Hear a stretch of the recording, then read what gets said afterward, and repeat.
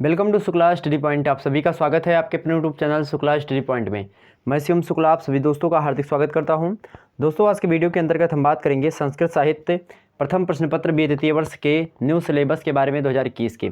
Okay, काव्य एवं काव्य शास्त्र आपके प्रथम प्रश्न पत्र का नाम है संस्कृत साहित्य के द्वितीय वर्ष के अंतर्गत, उसके बारे में चर्चा करेंगे। मोस्ट इंपॉर्टेंट यह वीडियो है। यह वीडियो देखने के बाद में आपको यह एक प्रकार से पता चलेगा कि आखिरकार संस्कृत साहित्य के अंतर्गत कौन कौन सी चीज़ें आपकी बीए थर्ड ईयर के अंतर्गत यानी बीए तृतीय वर्ष में प्रथम प्रश्न पत्र के अंतर्गत साहित्य में पूछी जाती है संस्कृत के। ठीक, इसके बारे में चर्चा करेंगे। क्योंकि जो संस्कृत है मेरे प्यारे दोस्तों, ये प्राचीन भाषा है। और कैसी भाषा? प्राचीन भाषा होने के साथ साथ, या कैसी भाषा है मेरे प्यारे दोस्तों, प्राचीन भाषा होने के साथ साथ यह हमारी एक प्रकार से देववाणी भी है। क्योंकि इसके संदर्भ में एक श्लोक प्रचलित है, भाषा सुमुख्या मधुरा दिव्या गीर्वाण भारती तस्या ही मधुरम काव्यम तस्मादयपि सुभाषितम। अर्थात भाषाओं में मुख्य मधुर एवं देववाणी कही जाने वाली संस्कृत भाषा जो है, इसमें वर्णित जो काव्य है, भाषा मुख्या मधुरा, भाषाओं में मुख्य मधुर एवं दिव्या गीर्वाण भारती। दिव्या मतलब होता है एक प्रकार से देवताओं की वाणी, मतलब देववाणी कही जाने वाली भाषा संस्कृत। तस्या ही मधुरम काव्यम, इसमें क्या है इस भाषा में? तस्या ही मधुरम काव्यम, इसमें मधुर काव्य हैं जो वर्णित इसमें मधुर है, वह काव्य है मधुरम काव्यम तस्मादयपि सुभाषितम। और ऐसे छंदों का प्रयोग किया गया जिससे हमारे मन क्या होते हैं, मोहित होते हैं और हमें पढ़ने में मज़ा आता है। तो संस्कृत भाषा बहुत ही रुचिकर भाषा है, रुचिकर विषय वस्तु है। इसके बारे में अगर सटीक जानकारी आपको मिल जाए सही तरीके से, अगर आप इसको पढ़ लेते हैं, बहुत ही एक प्रकार से आपके अंदर ऊर्जा आएगी। और इसको पढ़ने में एक प्रकार से अगर आप सही तरीके से जो है लघु और गण ये सभी बैठा करके अच्छे तरीके से पढ़ते हैं तो संस्कृत एक बहुत अच्छी विषय वस्तु है। आप देखते होंगे पूजा वगैरह में या शादी वगैरह में आपने देखा होगा, बहुत सारे जगह जो है स्वस्ति वाचन का एक प्रकार से प्रचलन है। स्वस्ति वाचन शुरुआत में होता है, वैदिक मंत्र है, तो जो संस्कृत शब्द है या वैदिक शब्दावली है, वेद काल या वैदिक कालीन इतिहास चल रहा था अपने भारत में, तो वेद काल की भाषा है संस्कृत। वेद वगैरह पुराण वगैरह सभी किस में लिखे गए हैं? संस्कृत में लिखे गए हैं। ठीक, ध्यान रखेंगे यह बात। तो स्वस्ति वाचन शुरू होता कैसे? ओम हरि ओम स्वस्ति नः इंद्रो विधस्रवाः स्वस्ति नः पूषा विश्ववेदाः। इस प्रकार से आप देखते होंगे जो पंडित जी लोग होते हैं आसानी से आपको ये जो है स्वस्ति वाचन करते हैं, हाथ में हल्दी छत पुष्प इत्यादि लेकर के। तो ये सारी चीज़ें होती है। तो वैदिक मंत्रों का उच्चारण आज भी आप शादी वगैरह में या फिर आप कहीं पूजा वूजा करवाते हो, पूजा वूजा आपके घर में होती, तो आप देखते होंगे बड़े आसानी से आप संस्कृत साहित्य के जो है तमाम सारे शब्दों को सुनने में आता होगा प्रचलन में। चलें आगे हम थोड़ा बढ़ते हैं। संस्कृत में आगे हम बढ़ने से पहले आपको जो है सिलेबस के बारे में आपको बता दूं। सिलेबस आपके सामने है प्रथम प्रश्न पत्र का, यहाँ से बहुत ध्यान से सुनिएगा। प्रथम प्रश्न पत्र का सिलेबस आपके सामने प्रस्तुत है। प्रथम प्रश्न पत्र काव्य एवं काव्य शास्त्र। क्या? काव्य एवं काव्य शास्त्र। पूर्णांक होता है आपके 100 नंबर का। ठीक है, तो पहला आपका है काव्य। काव्य जो है दो भागों में बांट करके हम यहाँ पर देखेंगे। एक तो काव्य विवाह होगा जिसमें वाल्मीकि रामायण से हम देखेंगे। वाल्मीकि रामायण का कौन सा? पहला कांड यानी प्रथम सर्ग, और ये सर्ग में विभाजित है। प्रथम सर्ग देखेंगे बालकांडम। बालकांडम वैसे आपसे पूछे रामायण में 7 कांड, रामायण में कितने कांड है आपसे पूछता है, तो रामायण में 7 कांड है। कौन कौन से कांड है? पहला है बालकांड, दूसरा है अयोध्या कांड, तीसरा है अरण्य कांड यानी जंगल कांड, चौथा है आपका किष्किंधा कांड, पांचवा कौन सा? सुंदर कांड, और छठवां कौन सा है? जो रामचरितमानस में आप देखते होंगे लंका कांड के नाम से जाना जाता है, उसी को युद्ध कांड कहा जाता है। वहीं उत्तर कांड उसके बाद वाले को कहा जाता है। ध्यान रखेंगे। तो ये सारी चीज़ें हैं। आप देखे होंगे रामचरित जो मानस है वह कहीं ना कहीं पे इसी से थोड़ा थोड़ा मैच करता हुआ आपको मिलेगा। ठीक, वाल्मीकि रामायण से। तो वाल्मीकि जो मुनि थे उनके द्वारा लिखा गया कौन? वाल्मीकि रामायणम, उसका बालकांडम प्रथमा सर्गा आपके में संकलित है। वहीं हिंदी व्याख्या को लेकर के भी 15 नंबर के, तो वाल्मीकि रामायण से आपके 30 नंबर के प्रश्न आते हैं। हिंदी व्याख्या को लेकर के 15 नंबर, यानी जो वाल्मीकि रामायण है उसी से लेकर के आपके जो है श्लोक बहुत सारे आपको देखने को मिलते हैं। श्लोक से लेकर के आपसे पूछा जाता है, जैसे कि प्रजापति समः श्रीमान धाता रिपुसूदनः रक्षितः जीवलोकस्य धर्मस्य परिरक्षितः चित्रकूटं गते रामे पुत्र शोकातुरास्ततः राजा दशरथः स्वर्गजगाम बिलपन्न सुतम। इस प्रकार से नंदीग्रामे जटां हित्वा भारतुभिः सहितो अनघः रामः सीता मनुप्राप्य राज्यम पुनरवाप्तवान। इस प्रकार से आपने देखा होगा तमाम प्रकार के श्लोक आपको मिलेंगे, जैसे कि आपको और भी तमाम सारे श्लोक देखने को मिल सकते हैं। ठीक, और मैं इस श्लोकों को भी आपको बताने का प्रयास करूंगा। इस श्लोक और तमाम सारे हैं उनको कैसे आप हल करें, उनकी जो है व्याख्या कैसे की जाती है, इन सभी को भी बताऊंगा आने वाले समय में। लेकिन यहाँ पर आप सिलेबस थोड़ा जान लीजिएगा, ठीक, ज़्यादा इम्पोर्टेंट है। ठीक, चले आगे बढ़ा जाए। यानी कि इदम पवित्रम पापहनम पुण्यम वैदस्य चा सांपितम या पठेत रामचरितम सर्व पापय परमुच्यते। इसी को आप दूसरी तरीके से पढ़ सकते हैं।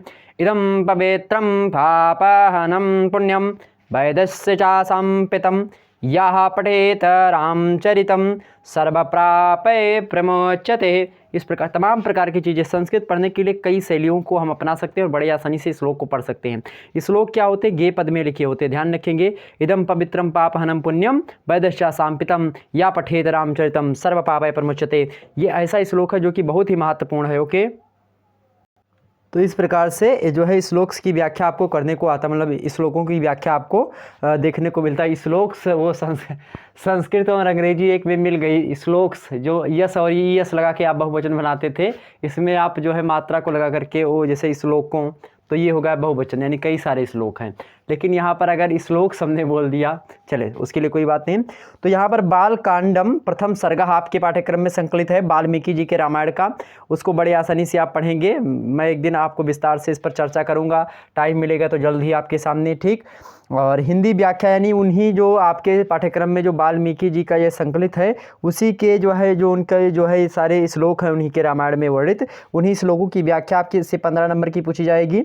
ठीक, वहीं आलोचनात्मक प्रश्न पूछे जाते हैं। आलोचनात्मक प्रश्न ऐसे प्रश्न होते हैं जैसे कि कुछ भी प्रश्न आपसे पूछ लिया गया कि तो तमाम सारे प्रश्न हो सकते हैं कि वाल्मीकि रामायण के वैशिष्ट पर संक्षिप्त टिप्पणी लिखिए, या रामायण के आधार पर राम के चरित्र का संक्षिप्त विवेचन कीजिए, या रामायण के आधार पर सीता का चरित्र प्रस्तुत कीजिए, या इसी प्रकार से आप पूछ सकता है कि मित्र लाभ के कथामुख का संक्षेप में वर्णन कीजिए, या मित्र लाभ की मुख्य कथा का संक्षेप में वर्णन कीजिए।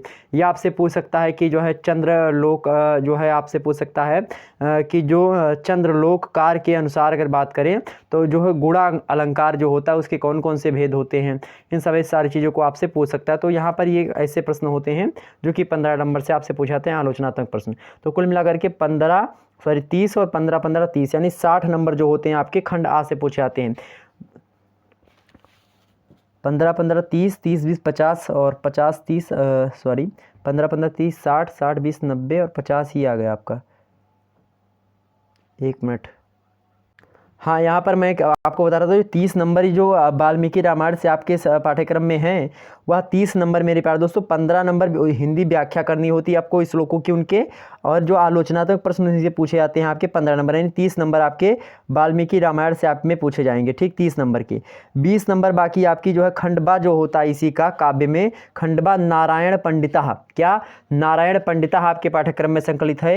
हितोपदेशा मित्र लाभ, इससे आपके प्रश्न जो है आपसे पूछे जा सकते हैं मित्र लाभ को लेकर के। इसको अभी बताने का प्रयास करूंगा अगर टाइम मिला आपको। ठीक, ये सारे आपसे पूछे जा सकते हैं, तो इसके लिए आप बड़े आसानी से तैयार हो जाइएगा। ओके, तो यहाँ से आपके 20 नंबर के, तो यानी वाल्मीकि रामायण से 30 नंबर पूछा जाएगा आपको, हिंदी व्याख्या 15 नंबर की, आलोचनात्मक प्रश्न 15 नंबर का, नारायण पंडिता से हितोपदेशा आपसे पूछा जाएगा मित्रलाभ के जो इसके बारे में। ठीक, तो यहाँ से 20 नंबर के। वहीं आपको अगर काव्य शास्त्र की दृष्टि से देखा जाए तो वहाँ पर जयदेव और उसके बाद में 10 दोष जो हैं उसको लेकर के प्रश्न पूछा आता है। जैसे कि जयदेव में आपका चंद्रलोका प्रथमा मयूख तथा द्वितीय मयूख से, तो चंद्रलोका जो है प्रथम मयूख से और तथा द्वितीय मयूख से, दोनों से आपसे प्रश्न आएगा। वहीं आपको 10 दोष में आपसे देखते हैं 10 दोष कौन से, जैसे कि च्युत संस्कृति हो गई, अनुचितार्थ हो गया, और उसके बाद में अश्लील चीज़ें हो गई, और उसके बाद में क्लिष्ट ग्राम्य प्रतिकूलाक्षर हो गया, और हंत वृत्त, और उसके बाद में पदत्त प्रकर्प और भग्न प्रक्रम तथा पुष्टार्थ दोष। ये सारे के सारे आपके कौन से हैं, 10 दोष हैं। इसके बारे में आपसे एग्जाम्स में प्रश्न पूछता रहता है, तो इन सभी को आपको बड़ी आसानी से तैयार करना होगा। ओके, ध्यान रखेंगे। आपसे पूछ सकता है कि आचार्य जयदेव के अनुसार काव्य गुणों का स्वरूप प्रतिपादित कीजिए, या आपसे पूछ ले कि चंद्रलोककार के अनुसार दोषों का स्वरूप स्पष्ट कीजिए। इस प्रकार से आपसे पूछ सकता है, ठीक। तो इन सभी को आप ध्यान रखेंगे। आपसे पूछ सकता है कि हितोपदेश में वर्णित 5वीं एवं 6ठी कथा का सारांश बताइए, ऐसे पूछ सकता है। आपसे पूछेगा ऑब्जेक्टिव से, अगर आपकी परीक्षा ऑब्जेक्टिव होनी है तो आपसे पूछेगा वाल्मीकि रामायण के प्रधान नायक कौन है, तो भगवान श्री रामचंद्र जी हैं। नायिका कौन है, प्रधान सीता जी हैं। रामायण में कितने श्लोक हैं, तो 24,000 श्लोक हैं, ठीक। रामायण में अंगीरस यानी प्रधान रस कौन सा है, करुण रस जो है यहाँ पर प्रधान रस है। वाल्मीकि रामायण की रचना किसने करी है, तो वाल्मीकि जी ने करी है। वाल्मीकि रामायण का प्रथम कांड का क्या नाम है, बाल कांड नाम है, ठीक। ये सारी बातें ध्यान। राम किस वंश के थे, श्री राम तो इक्ष्वाकु वंश के थे, सूर्य वंश के थे, लेकिन इक्ष्वाकु जो थे वह बच गए थे। एक प्रकार से इक्ष्वाकु जो थे, महाराज परशुराम जी जो थे, वह परशुराम जी ने क्षत्रियों को विनाश करने का ठान लिया था। ऐसे में उन्होंने क्षत्रियों को विनाश करते समय ये बच गए थे, जो इक्ष्वाकु थे वह बच गए थे, आंचल में जो है छुप गए थे, तो इक्ष्वाक बच गए थे। वहीं से फिर से प्रारंभ होता है सूर्यवंश से, सूर्यवंश की कथा आगे इक्ष्वाकु से, तो वही इक्ष्वाकु वंश कहीं ना कहीं पे कहा जाता है। राम जी के पिता का नाम दशरथ था, आप सभी लोगों को पता होगा। ये सारे प्रश्न आपसे यहीं पर पूछ सकते हैं। तो यह था मेरे प्यारे दोस्तों आपका सिलेबस, जो कि बहुत ही महत्वपूर्ण था। ऐसे अगर आपको और तमाम सारे जो है बातें नेक्स्ट वीडियो की जाननी है, पेपर 2 से संबंधित वीडियो, तो जल्द ही आपके चैनल पर उपलब्ध करवाएंगे, तो उसके लिए आप सभी लोग बने रहेंगे। ओके, चलिए फिर मिलेंगे हम नेक्स्ट वीडियो में मेरे प्यारे दोस्तों। तब तक के लिए जय हिंद, जय भारत।